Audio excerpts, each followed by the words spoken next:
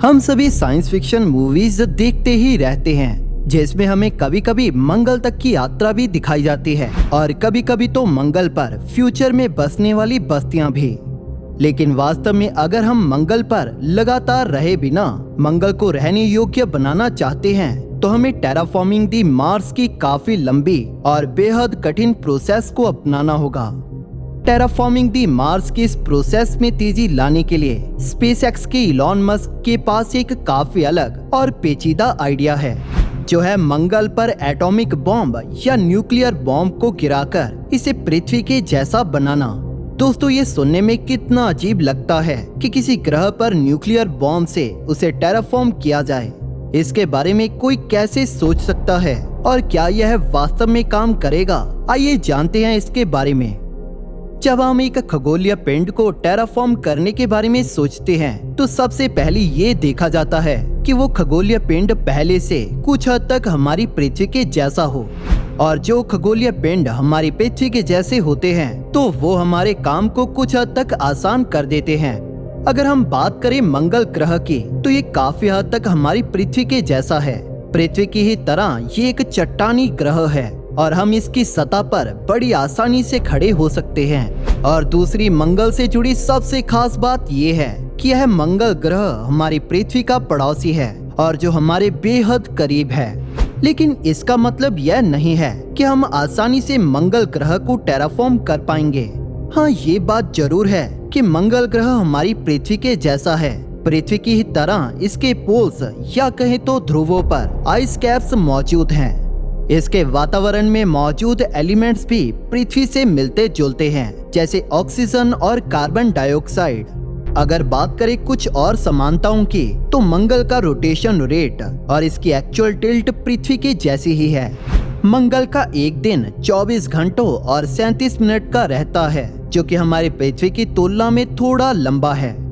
मंगल ग्रह की tilt 24 degrees की है, जो कि पृथ्वी की 23.5 डिग्रीज की टिल्ट से काफी मिलती जुलती है, जिसका मतलब ये है कि हमें मंगल ग्रह पर पृथ्वी के जैसे ही मौसमी बदलाव देखने को मिलेंगे।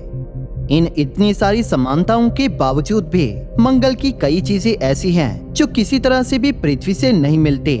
उदाहरण के लिए मंगल का वायुमंडल पृथ्वी की तुलना में सिर्फ 1% मोटा है और उसके बहुत पतले वायुमंडल का केवल 0.2% हिस्सा ही ऑक्सीजन से बना है, जबकि मंगल के वायुमंडल का 95.3% हिस्सा कार्बन डाइऑक्साइड से बना है। इनके अलावा भी मंगल ग्रह की सतह का तापमान इसे और भी पृथ्वी से अलग बना देता है।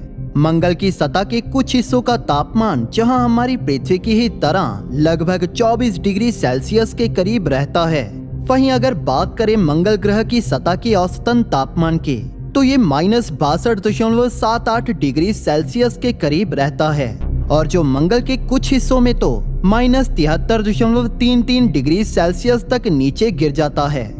मंगल का गुरुत्वाकर्षण खिंचाव भी पृथ्वी के गुरुत्वाकर्षण का केवल 1/3 ही है, लेकिन हम वास्तव में उसके बारे में कुछ नहीं कर सकते। मंगल को टेराफॉर्म कर हमारे रहने लायक बनाने के लिए हमें मंगल को गर्म करना होगा, और इसी के साथ हमें अधिक ऑक्सीजन और नाइट्रोजन को मंगल पर सपोर्ट करने के लिए मंगल की एटमॉस्फेरिक कंपोजिशन को बदलना होगा। वैज्ञानिकों का एक अनुमान है कि पृथ्वी के इतिहास में भी एक समय ऐसा रहा होगा जिस दौरान पृथ्वी के वायुमंडल में ज्यादातर कार्बन डाइऑक्साइड गैस ही रही होगी, जिसे देखते हुए वैज्ञानिकों का कहना है कि हमें केवल यह पता लगाना होगा कि पृथ्वी पर नेचुरली ये कैसे हुआ था और कैसे हम उसे मंगल पर दोहरा सकते हैं। दोस्तों, इससे पहले कि हम मंगल पर न्यूक्लियर बॉम्ब्स को फोड़ने के इलॉन मस्क की आइडिया के बारे में जाने, हम इससे पहले कुछ ऐसी आइडियाज और थ्योरीज के बारे में जान लेते हैं जो इलॉन मस्क की आइडिया के जितने अजीब नहीं हैं। पहले आइडिया के अनुसार अगर हम मंगल पर सिर्फ सौर ऊर्जा से चलने वाले ऐसे कारखानों और फैक्ट्रीज का निर्माण करें जो काफी ज्यादा ग्रीन हाउस इफेक्ट वाली गैसेस को प्रोड्यूस करेंगे, ये फैक्ट्रीज ग्रीन हाउस इफेक्ट वाली गैसेस को मंगल के वातावरण में छोड़ती रहेंगे ताकि मंगल के वातावरण को मोटा और गर्म किया जा सके। ये फैक्ट्रीज और वो गैसेस मंगल के वातावरण की कार्बन डाइऑक्साइड को ऑक्सीजन में बदल देंगे और हम मनुष्य वहां सांसें ले पाएंगे। दोस्तों बेसिकली ये आइडिया है कि हम मंगल पर इतना पॉल्यूशन करें कि वो पृथ्वी में बदल जाए। हम पृथ्वी पर पॉल्यूशन फैलाने में बहुत अच्छे हैं, इसलिए हमें हमारी इस सफलता या कहे तो सफलता की कमी को मंगल पे इस्तेमाल करना होगा, और जहाँ पर ये हमारे लिए काफी ज्यादा फायदेमंद साबित हो सकती है। वैज्ञानिकों का अनुमान है कि मंगल पर ऐसा कुछ शुरू करने के कई वर्षों के बाद मंगल काफी हद तक हमारी पृथ्वी जैसा बन जाएगा। हालांकि ऐसा हो सकता है कि हम मंगल पर पृथ्वी के जैसे बिना किसी ब्रीदिंग डिवाइस के सांसें ना ले पाएं, लेकिन ऐसा करने के बाद हमें मंगल पर किसी प्रेशराइज्ड सूट को पहनने की जरूरत नहीं पड़ेगी। दूसरी थ्योरी इस आइडिया पे बेस्ड है कि हम बड़े बड़े मिरर से मंगल को टेराफॉर्म कर सकते हैं। बेसिकली आइडिया हमें ये बताता है कि हमें ऐसे मिरर्स का निर्माण करना चाहिए जो सैकड़ों मील चौड़े हों और जिन्हें हम मंगल के ऑर्बिट में लॉन्च करेंगे। बेशक ऐसा करना हमारे लिए काफी मुश्किल और काफी खर्चीला काम होगा, लेकिन थियोरेटिकली अंतरिक्ष में ऐसे मिरर्स का निर्माण और लॉन्च करना संभव है। नासा अभी अपने सोलर सेल को डेवलप करने में लगा है, और अगर हम ऐसा कुछ करने के बारे में सोचते हैं तो ये हमारे लिए काफी ज्यादा मददगार हो सकता है। वैसे इन 2 लाख टन के मिरर्स को मंगल की सतह से कुछ 100 या 1000 मील्स की दूरी पर रखा जाएगा, और इनका उपयोग मार्शियन सतह पर सोलर रेडिएशन और एनर्जी को रिफ्लेक्ट करने के लिए किया जाएगा। हम इनमें से कई विशाल मिरर्स को रैंडम जगहों पर भी रख सकते हैं, और ये थ्योरेटिकली मंगल ग्रह की सतह के तापमान को कुछ डिग्रीज तक बढ़ाने में काफी इफेक्टिव होंगे। लेकिन इस आइडिया को सही तरह से इस्तेमाल करने के लिए हमें इन मिरर्स को मंगल के पोलर कैप्स के ऊपर फोकस रखना होगा। धीरे धीरे यह न केवल मंगल के उन पोलर कैप्स को पिघलाएंगे, बल्कि ये उस बर्फ के भीतर फंसी कार्बन डाइऑक्साइड को भी रिलीज करेंगे, जिसके बाद मार्स के पोलर कैप्स का तापमान बढ़ने लगेगा, और जिससे मंगल की सतह से various green house effect gases release होंगे। जैसे कि हम सभी जानते हैं कि यह ग्रीन हाउस इफेक्ट वाली गैसेस मंगल पर ग्लोबल वार्मिंग को शुरू कर देंगे, जिसकी वजह से पूरे मंगल ग्रह का तापमान बढ़ने लगेगा। आगे बढ़ते हुए हमारे पास एक ऐसा विचार है जो न्यूकिंग द मार्स के जितना ही अजीब है, और जो है मंगल पर एस्ट्रॉइड्स को लॉन्च करने का। हाँ, इसमें कोई शक नहीं है कि ये आइडिया काफी ज्यादा अजीब है। हालांकि ये पिछले 2 आइडियाज की तुलना में काफी ज्यादा आसान है, क्योंकि ना ही तो इसमें हमें लाखों टन मटेरियल को मंगल की सतह पे भेजना होगा, और ना ही हमें बड़ी बड़ी फैक्ट्रीज का निर्माण मंगल ग्रह पे करना होगा। बल्कि अगर हम इस आइडिया को फॉलो भी करते हैं तो हमें बस कुछ बेहद शक्तिशाली रॉकेट इंजन्स को एक एस्ट्रॉइड पे लगाना होगा, ताकि वो आसानी से अंतरिक्ष में घूम सके और उसे मंगल ग्रह की तरफ भेजा जाए। सुनने पर ये आइडिया काफी ज्यादा आसान लगता है, लेकिन इस आइडिया के अकॉर्डिंग हम जिसे मूव कर रहे हैं वो वस्तु दोनों ही तरह से विशाल है, फिर चाहे बात हो उसके साइज की या हो उसके वजन की। इस प्लान के अकॉर्डिंग हमें न्यूक्लियर थर्मल रॉकेट्स का इस्तेमाल करना होगा, जो कि 10 बिलियन टन के किसी एस्ट्रॉइड को लगभग 4 किलोमीटर पर सेकंड की रफ्तार से मूव करने के काबिल होंगे। ऐसा कुछ सच में करने में हमें लगभग 1 दशक का समय लगेगा, और जिसके बाद उस एस्ट्रॉइड को मंगल की सतह की तरफ छोड़ दिया जाएगा, जिसके बाद होने वाले इम्पैक्ट से लगभग 130 मिलियन मेगावाट की पावर रिलीज होगी। यह पावर लगभग 130 ट्रिलियन वॉट इलेक्ट्रिसिटी के समान है, और जो पूरे 10 सालों तक पृथ्वी पर हमारे द्वारा की जाने वाली इलेक्ट्रिसिटी की खपत को पूरा करने के लिए बहुत है। इस एस्ट्रॉइड इम्पैक्ट की वजह से पूरे मंगल ग्रह का तापमान 3 डिग्री सेल्सियस तक बढ़ जाएगा, जिससे मार्स के पोलर कैप्स में जमा उस बर्फ में कैद 1 खरब टन पानी पिघल जाएगा। दोस्तों, हमें बस ऐसे 2 एस्ट्रॉइड की जरूरत होगी मार्स की सतह को 25% पानी से कवर करने के लिए, और जिससे मंगल के वातावरण को इतना गर्म किया जा सके कि वहां पर कोई जीवन जीवित रह पाए। हमारे ऐसा कुछ शुरू करने के लगभग 50 सालों बाद ही ऐसा कुछ मुमकिन हो पाएगा। हालांकि इस आइडिया की सबसे बड़ी कमी ये है कि इस एस्ट्रॉइड इम्पैक्ट की वजह से मंगल ग्रह कई सदियों के लिए इनहेबिटेबल हो जाएगा। दोस्तों, अगर हम बात करें इन थ्योरीज की, तो ये सभी थियोरेटिकली पॉसिबल हैं। हालांकि नासा ने इस बात की पुष्टि की है कि आज की टेक्नोलॉजी के साथ इनमें से किसी को भी अंजाम दे पाना हमारे लिए लगभग नामुमकिन है।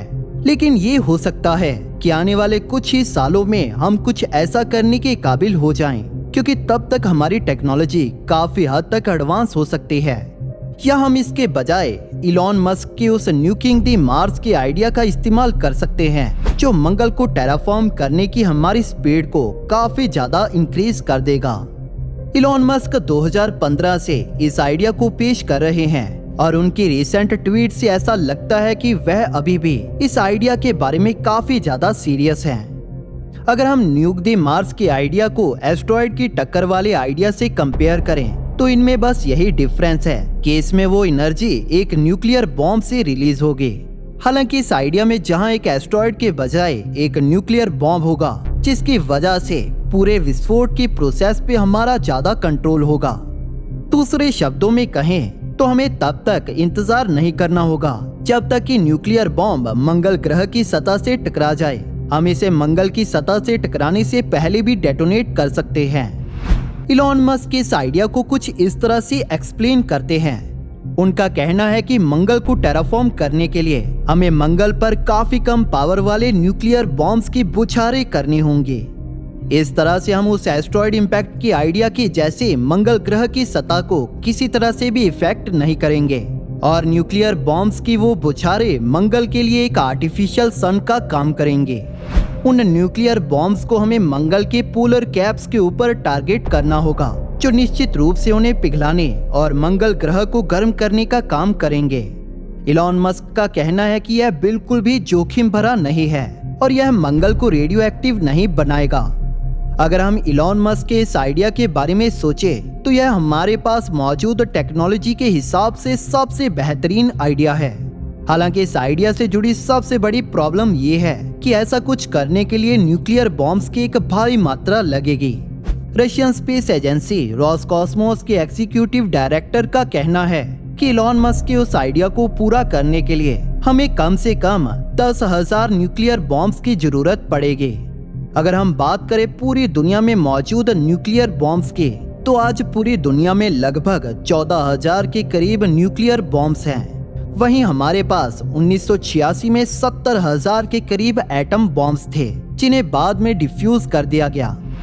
इसीलिए हम 10,000 न्यूक्लियर बॉम्ब्स को बनाने में सक्षम हैं। हालांकि जो हमारे लिए काफी मुश्किल होगा, लेकिन जब इसकी बात इलॉन से की गई तो उन्होंने बस यह कहकर जवाब दिया कि मुझे इसमें कोई समस्या नहीं है। दोस्तों, हमें अंत में कोई ऐसा इफेक्टिव मेथड खोजना होगा जो मास को थर्मल एनर्जी में कन्वर्ट कर पाए, फिर चाहे वो न्यूक द मार्स हो या फिर पॉल्यूशन वाली फैक्ट्रीज। इस तरह से हम मंगल को गर्म कर सकते हैं और वहां पर लगातार रहे बिना मंगल पर अपने बेसिस को बना सकते हैं। अभी इलॉन मस्क का मानना है कि हमारी इस समस्या का हल न्यूक्लियर बॉम्ब्स हैं। अगर ये आइडिया सही भी है तो वैज्ञानिकों का कहना है कि मंगल को पूरी तरह से टेराफॉर्म करने में हमें कम से कम कुछ हजार साल लगेंगे, जो कि शायद हमारे जीवन काल में पूरा नहीं हो पाएगा। लेकिन अगर ऐसा कुछ हमारे जीवन काल में होता भी है तो ये हमारी मदद पृथ्वी के बाद और ग्रहों पर बसने में करेगा। दोस्तों, आपका क्या कहना है न्यूकिंग द मार्स के इस आइडिया के बारे में? हमें कमेंट सेक्शन में जरूर बताइए। दोस्तों, अगर आपको आज का यह वीडियो पसंद आया तो इसे लाइक और शेयर जरूर करें और हमारे इस चैनल को सब्सक्राइब करना बिल्कुल भी ना भूलें और नोटिफिकेशन बेल को ऑन जरूर कर लें ताकि नई वीडियोस की नोटिफिकेशन अपलोड होते ही मिल जाए। Thank you for watching. दोस्तों, इस वीडियो को अंत तक देखने के लिए आप सभी का धन्यवाद।